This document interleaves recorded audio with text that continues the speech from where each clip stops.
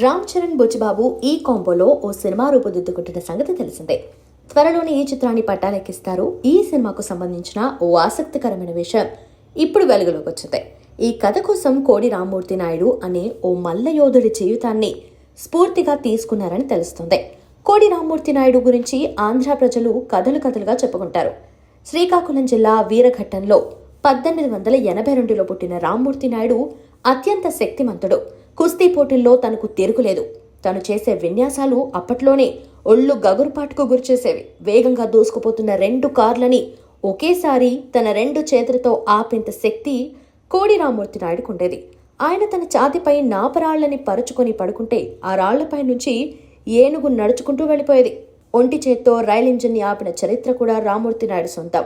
ఆయన bull fight లోనూ పాల్గొన్నారని చరిత్ర చెబుతోంది. రామ్మూర్తి నాయుడు ఓ సర్కస్ కంపెనీ కూడా నిర్వహించారు. కలియుగ భీమ, మల్ల మార్తాండ, వీర కంఠీవ లాంటి బిరుదుల్ని సొంతం చేసుకున్నారు.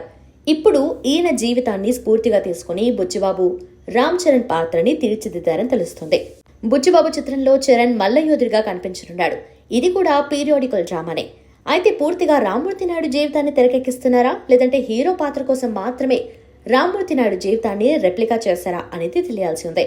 జాన్వీ కపూర్ కథానాయికగా నటిస్తున్న ఈ చిత్రాన్ని మైత్రి మూవీస్ అత్యంత ప్రతిష్టాత్మకంగా రూపొందిస్తుంది.